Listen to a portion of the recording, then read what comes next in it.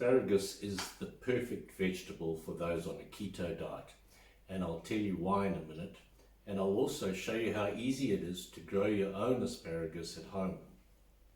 At 2 grams of carbs per 100 grams of asparagus, it's one of the lowest vegetables in carbohydrates, and in addition to that, it's rich in minerals and vitamins, and most importantly, it's a good source of dietary fiber.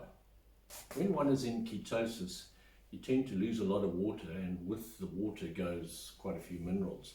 So that's why asparagus is the perfect choice of vegetable, because it's rich in minerals, particularly potassium and phosphorus, as well as a few of the trace elements like zinc and iron.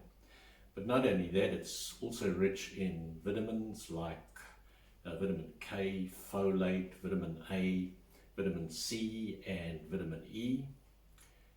And it's also a very good source of dietary fiber. Now, those on the keto diet very often have digestive problems, and so the fiber will be most helpful in helping to settle those digestive problems. Now, I'm not suggesting that you only eat asparagus. You need a wide variety of vegetables. There's other vegetables that are quite low in carbs like cauliflower, broccoli, kale, cucumber, lettuce, spinach, that sort of thing. But I even have small amounts of tomato and onion and carrot, just to get the variety so that I'm getting all the vitamins I need. And also, fiber is not a single entity. You need various types of fiber, so you need to have a variety in your diet to get all the types of fiber, and that'll include a bit of fruit as well, like blackberries and strawberries, and even the occasional slice of apple or something like that. Now, being rich in vitamin K, theoretically, if you ate a lot of asparagus, you could upset your body's blood clotting system. So if you have any blood clotting issues, or if you're on blood thinners, then it's important to discuss your diet with your medical professionals. Now, before I go on to show you how easy it is to grow your own asparagus at home, just want to mention a few general points. This is what you reap, and this is what first comes out of the ground, and they're called spears. And there's male and female plants, and the males produce the best spears, but the females, if you don't reap the spears, you leave them, they grow into fern-like plants, and the females will produce seed, which you can grow from seed, but it takes quite a bit longer to get a yield if you're using seed, rather than what we call root crowns, which you can get from a nursery, and there are various varieties as well. Chat to your nursery and see which is the best. The one that I'm growing is called Mary Washington, and that's a pretty good variety. Now, even though asparagus, when these spears grow up, look like ferns, they are in fact lilies, and they're perennial, so you don't have to replant them every year. You can just cut them back and allow them to sprout again in spring. Now, being perennial, your asparagus plants can last up to 20 years before you have to replant them.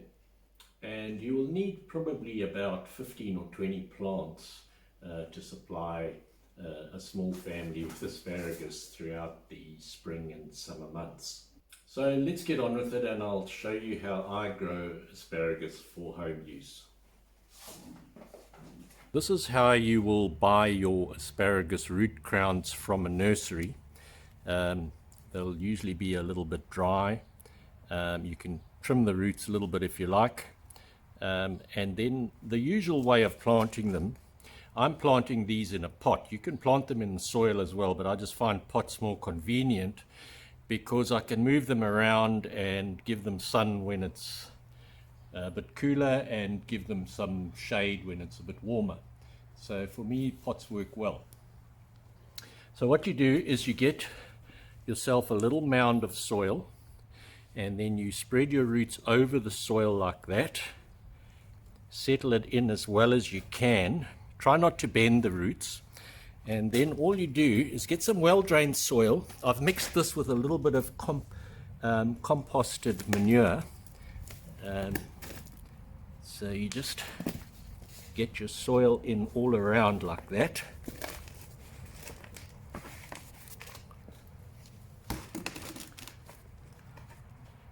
Compact it a little bit, and then I normally just top it up with a bit of mulch just to help keep the moisture in,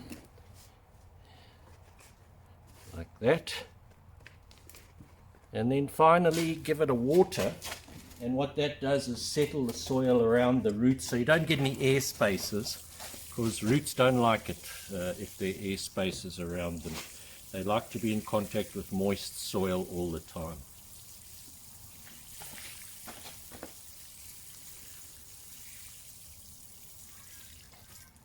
And there we go. It's late winter now, so in a few weeks' time we'll see some sprouts of asparagus coming out. And in your first year, you normally don't reap them. You normally let them send their nutrients down to the soil and build up a good root system. You let the spears grow into ferns. You'll see they'll grow into long ferny type plants, and that allows them to photosynthesize and put some nutrients back into the roots. And then in your second year, that's when you can start reaping, and you'll notice that your spears are a little bit thicker, say about 1/2 inch thick, and you reap them normally when they're about 8 inches above the soil. So we won't reap this year, we'll reap early next year in spring.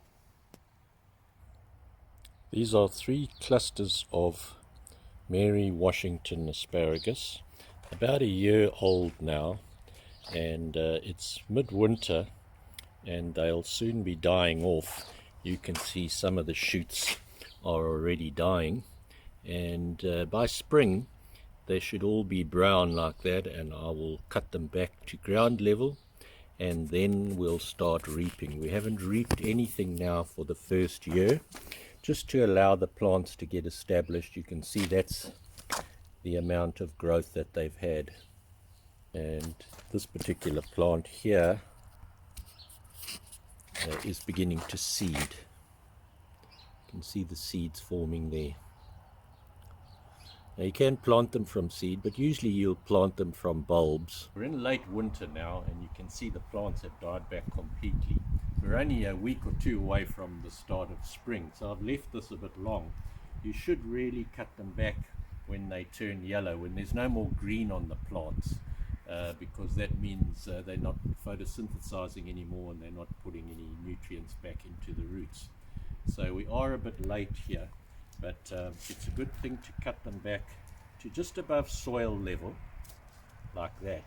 And you can see how late I am. If you look carefully, you'll see there's an asparagus already sprouting. So let's cut these all back to about soil level or just above. And this one's got quite a few sprouting. So I'm definitely too late. I should have done this a few weeks ago.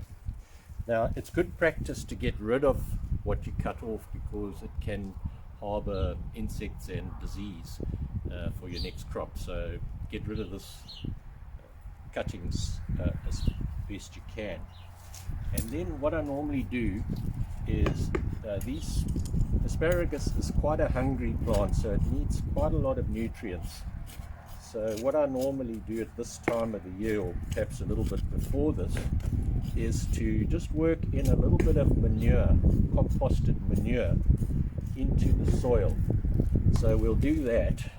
Try not to put them right over the plants, because manure can be a little bit acid and burn the new shoots. But manure is very good because it's got a wide variety of nutrients and minerals, which will all be good. And then once you've worked in your manure, your next step is just a bit of mulch to keep the moisture. The mulch you can put right up to the plants, and that just helps to keep the moisture in.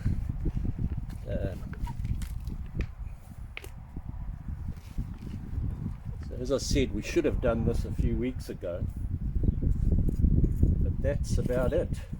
That's all you have to do, and in a few weeks we'll be reaping asparagus. They don't take long to get from this stage to cutting them off, so you're probably looking at a few days, maybe a week at the most, and we'll have asparagus on the table. Now just a few final points. As I said before, you can reap your asparagus spears throughout spring and summer, but it's a good idea to stop reaping just before the end of summer. Give it about 4 weeks or so for the plant, for the spears to develop into ferns, so the plant can photosynthesize and store some nutrients for next season. The other point is that after about 3 years you'll be getting your best crop of spears, healthy spears, and many of them. But then after about 5 years you might notice the spears becoming spindly again and weak. That usually means that it's time to dig them up and separate the root crowns into several entities and replant them. Then your spears will get strong again. Thank you very much for watching, and if you enjoyed this video, please like and share it, and subscribe to this channel if you haven't already done so. And we'd love to hear from you. If you have any comments or questions, scroll down to the bottom of the video and there's a comment section there. Thank you.